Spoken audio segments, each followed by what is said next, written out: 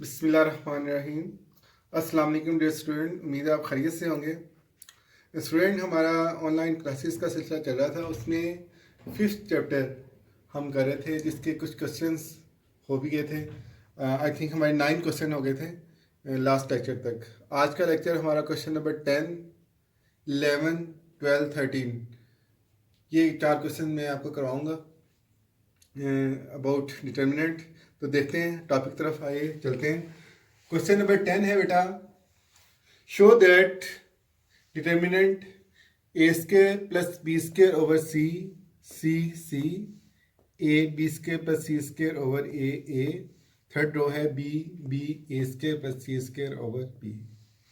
तो स्टूडेंट, सारे डिटर्मिनेंट को हमने इक्वल करना है फॉर ए बी सी, इसके इक्वल करना है फॉर ए बी सी के। तो ये ज़रूरी नहीं होता कि आप हमेशा इसमें रो कॉलम ऑपरेशन करें। उसके अलावा अगर पॉसिबिलिटी नहीं बन रही row and column row operation से, तो हम डिटर्मिनेंट को एक्सपेंड करके भी इक्वलाइज इसको इक्वल कर सकते हैं, जैसा कि इस क्वेश्चन में हम करेंगे। सबसे पहला काम मैंने लेफ्ट हैंड साइड ले ली है। हम देखें कि फ्रैक्शन में जो अमाउंट आ रही है वो सी, ए और बी है। तो R1 को मैं सी से मल्टीप्लाई किया ताकि ये सी से कैंसिल हो जाए, क्योंकि फ्रैक्शन वाली जो अमाउंट होती है हमें पता है उसको सिंप्लीफाई करना, प्लस माइनस करना थोड़ा मुश्किल होता है। तो मैंने R1 को सी से मल्टीप्लाई किया, R2 को ए से बिकॉज ए डिवाइड हो रहा है, R3 को बी से बिकॉज यहाँ पे बी डिवाइड हो रहा है। और जब हम मल्टीप्लाई करते हैं तो हमें पता है उसी अमाउंट से हमें डिटर्मिनेंट को मल्टीप्लाई के साथ साथ डिवाइड भी करना पड़ता है। तो मैंने डिवाइड भी कर दिया और मल्टीप्लाई भी कर दिया। अब अगला स्टेप कुछ नहीं है, सिंपली ये हमारा 3/3 ऑर्डर का डिटर्मिनेंट है और इसको हमने उसी तरह से प्लस माइनस प्लस लेकर साइन, और इसको हमने क्या करना है जी, एक्सपेंड करना है, जैसे हमने क्वेश्चन नंबर 1 में किया था। फर्स्ट वैल्यू है हमारी ए स्क्र प्लस बी स्क्र। अब जो वैल्यू हम लेते हैं ए स्क्र प्लस बी स्क्र, आपको पता है इसकी रो और उसका कॉलम छोड़ के बाकी जो 4 एलिमेंट होते हैं उनका हम लेते हैं डिटर्मिनेंट। तो डिटर्मिनेंट लेने से क्या होगा, B square plus c square into A square plus c square minus a square b square. उसके बाद बेटा सेकंड वैल्यू माइनस सी स्क्र, और जब माइनस सी स्क्र लिया है तो देखें इसका ये रो ये कॉलम छोड़ के बाकी ये 4 वैल्यूज़ हम ले लेंगे। और 4 वैल्यूज़ कैसे ले लेंगे, इनका डिटरमिनेंट लेना है हमें। इसको इससे मल्टीप्लाई ए स्क्र इंटू ए स्क्र प्लस सी स्क्र, देखें a square into A square plus c square, दरमियान में माइनस फार्मूले का, और फिर इसको इससे मल्टीप्लाई यानी ए स्क्र बी स्क्र, देखें a square b square plus third value c square. तो ये रो और ये कॉलम छोड़ के इन 4 वैल्यूज़ का बेटा हम लेंगे डिटर्मिनेंट। इसको इससे मल्टीप्लाई माइनस इसको इससे मल्टीप्लाई, तो ये बेटा आ जाएगा हमारे पास ए स्क्र बी स्क्र। देखें a square b square center में माइनस, फिर b square into b square plus c square, देखें b square into b square plus c square. तो ये सिंपल तरीके से हमने इसका डिटर्मिनेंट एक्सपेंड कर लिया। अब हमने बेटा कुछ नहीं करना है, बस इसको सिंप्लीफाई करना है, प्लस माइनस करना है और कैंसिल वगैरह होकर अमाउंट हमारा राइट हैंड साइड ये प्रूव हो जाएगी। देखिए मैं इसकी डिटेल आपको बताने जा रहा हूँ कि किस तरह से इसको हमें सॉल्व करना है। पहले मैंने सिंपली इन दोनों को आपस में मल्टीप्लाई कर दिया है, और मल्टीप्लाई करना हमें आता है। पहले हम बी स्क्र को दोनों से मल्टीप्लाई कर देंगे तो हमारे पास आ जाएगा a square b square plus b square c square b square c square. उसके बाद सी स्क्र को दोनों से तो आ जाएगा ए स्क्र सी स्क्र और सी स्क्र सी की पावर 4 हो जाएगी। After that minus a square b square वैसे लिख लेंगे। ये पॉजिटिव है ए स्क्र बी स्क्र और ये नेगेटिव है, दोनों अमाउंट कैंसिल हो जाएंगे। अब आते हैं अगली वैल्यू की तरफ। तो सिंपली ए स्क्र दोनों से मल्टीप्लाई होगा ए और सी स्क्र से, तो मल्टीप्लाई होने के बाद ये आ जाएगा बेटा ए की 4 plus a square c square, और ये minus a square b square as it is आ जाएगा हमारा। इसके बाद थर्ड वैल्यू है ए स्क्र बी स्क्र, वो तो वैसे ही आ जाएगा। और अब यहाँ पे बी स्क्र दोनों से मल्टीप्लाई होगा B square plus c square से। और मल्टीप्लाई होने के बाद बेटा मिल जाएगा हमें माइनस बी की 4 प्लस माइनस हमें पता है माइनस होता है और ये आ जाएगा b square c square. After that हमारे पास अमाउंट बच जाएगी अगले स्टेप में ए स्क्वायर बी स्क्वायर तो एज इट इज़ आ जाएगा। बाकी बेटा ये अमाउंट आ जाएगी हमारे पास b square c square plus a square c square plus c की 4 माइनस ये जो सी स्क्वायर है अंदर मल्टीप्लाई हो जाएगा और मल्टीप्लाई होने के बाद हमारे पास वैल्यूज बेटा आ जाएगी माइनस ए की 4 सी स्क्वायर प्लस माइनस माइनस ए स्क्वायर सी की 4, ये देखें ए स्क्वायर सी की 4 और माइनस माइनस क्या होता है ये प्लस आ गया और ये हमारा मल्टीप्लाई होने के बाद ए स्क्वायर बी स्क्वायर और सी स्क्वायर आ जाएगा। थर्ड वैल्यू है हमारे पास सी स्क्वायर है और सी स्क्वायर अंदर हर अमाउंट के साथ मल्टीप्लाई हो जाएगा और मल्टीप्लाई होने के बाद सिंपली ये हमारे पास आ जाएगा ए स्क्वायर बी स्क्वायर और सी स्क्वायर ये आ गया। उसके बाद बी की 4 सी की 2 आ जाएगा और plus minus minus B square और सी की 2 सी की 2 सी की 4 बन जाएगा। अच्छा जी, इसके बाद ये जो ए स्क्वायर बी स्क्वायर है अंदर तीनों अमाउंट के साथ मल्टीप्लाई हो जाएगा और देखिए मैंने मल्टीप्लाई किया है इसको। ए स्क्वायर जब मल्टीप्लाई हुआ तो आ गया ए square b square c square और ए स्क्वायर की 4 हो गया और सी स्क्वायर वैसे ही आ गया। फिर ए स्क्वायर सी की 4 आ जाएगा, देखें ए स्क्वायर सी की 4। सिमिलरली बी स्क्वायर को इन तीनों अमाउंट के साथ बारी बारी हमने मल्टीप्लाई किया तो ये आ जाएगा बी की 4 सी स्क्वायर, देखें बी की 4 सी स्क्वायर, फिर ए square b square c square ए square b square c square, फिर बी स्क्वायर सी की 4, देखें बी स्क्वायर सी की 4।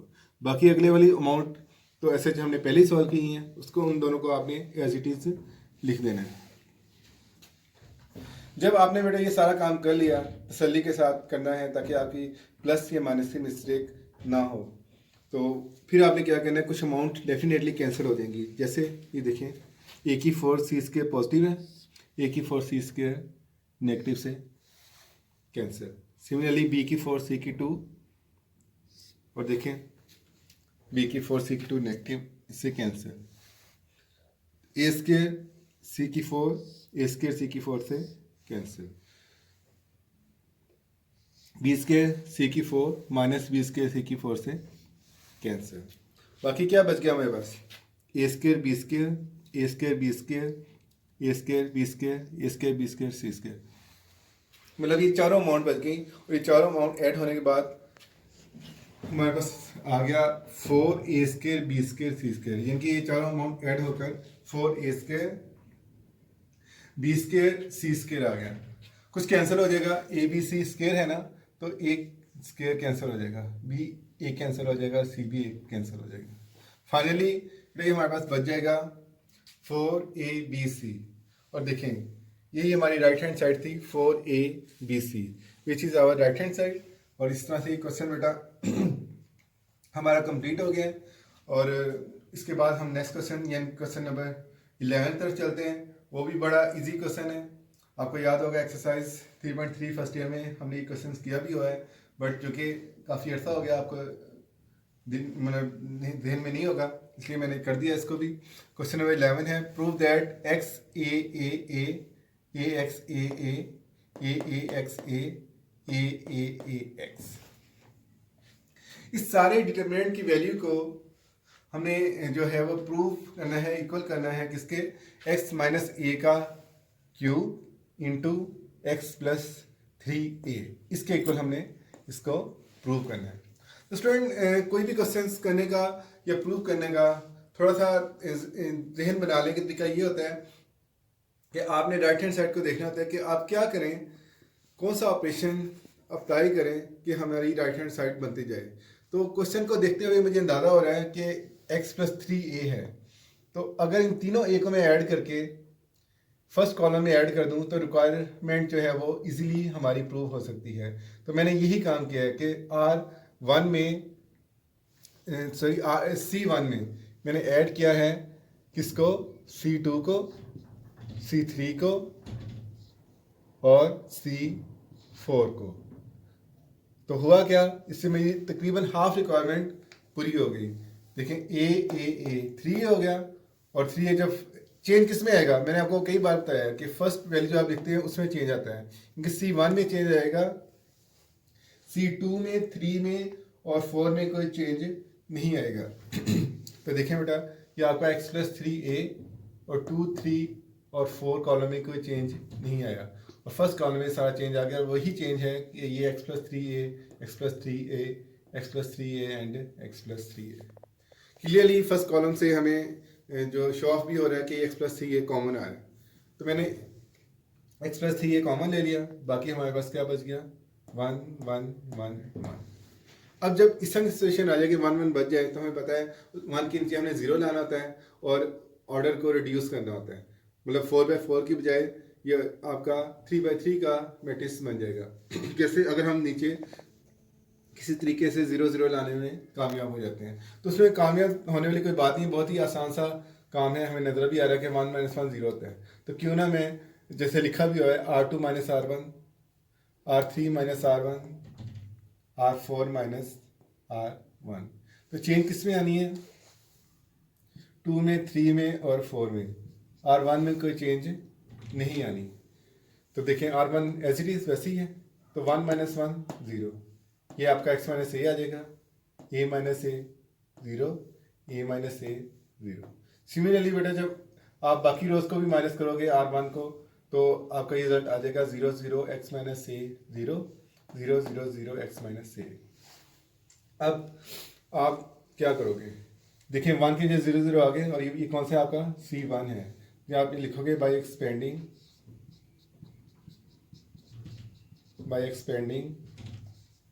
C1, यानी कि C1 से हमने इसको एक्सपेंड कर लिया। तो C1 से एक्सपेंड करने का मतलब ये है कि ये रो और ये कॉलम कैंसिल आउट हो जाएंगे, और ये हमारे पास 4/4 की बजाय 3/3 ऑर्डर का डिटर्मिनेंट बच जाएगा। और आपने देखा नेक्स्ट स्टेप में मैंने यही किया है कि x - a 0 0 0 x - 0 0 0 x - a, ये 3/3 ऑर्डर का मैट्रिक्स रह गया हमारे पास। अब R1 से, R2 से और R3 से क्लियरली x - a कॉमन आ रहा है। मैं एक बार फिर आपको रिमाइंड करवा दूं कि डिटरमिनेंट में अगर बात होती मैट्रिक्स की, तो हम ये x - a as a whole common ले लेते हैं।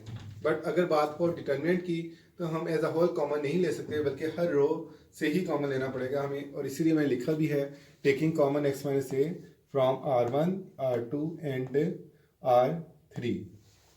तो कॉमन लेने से क्या बचता है हमारे पास बाहर, x प्लस 3a तो एज इट इज पहले से ऑलरेडी आ रहा है हमारे पास। उसके अलावा x - a कॉमन लिया R1 से, R2 से और R3 से। तो हमारे पास कॉमन लेने के बाद बच गया बेटा ये 1 0 0 0 1 0 0 0 1। जब x - a 3 टाइम मल्टीप्लाई हो रहा है, तो डेफिनेटली x - a का क्यूब बन जाएगा, और ये x plus 3a as it is आ जाएगा। और इस डिटरमिनेंट को हम एक्सपेंड कर लेंगे प्लस माइनस प्लस के ज़रिए। तो ये बेटा आपका आ जाएगा 1, ये रो और ये कॉलम छोड़ के 1 - 0, और बकाया चूँकि 0 0 है, और 0 से कोई भी चीज़ मल्टीप्लाई हो हमें 0 होती है। तो इट्स मीन कि इस का जो आइडेंटिटी मैट्रिक्स है, डिटरमिनेंट है, उसका डिटरमिनेंट क्या आ जाएगा 1। और वैसे भी आइडेंटिटी जो डिटरमिनेंट होता है उसका जो डिटरमिनेंट निकलता है हमेशा 1 ही निकलता है। तो इसलिए ये तो अफेक्ट नहीं करेगा। तो ये हमारे पास बचेगी अमाउंट x - a का cube into x plus 3a। और देखें x - a का क्यूब x प्लस 3a, यही हमने प्रूव करना था, which is our right hand side. तो इस तरह से स्टूडेंट्स ये क्वेश्चन भी हमारा कंप्लीट हुआ। क्वेश्चन नंबर 11, 10 और 11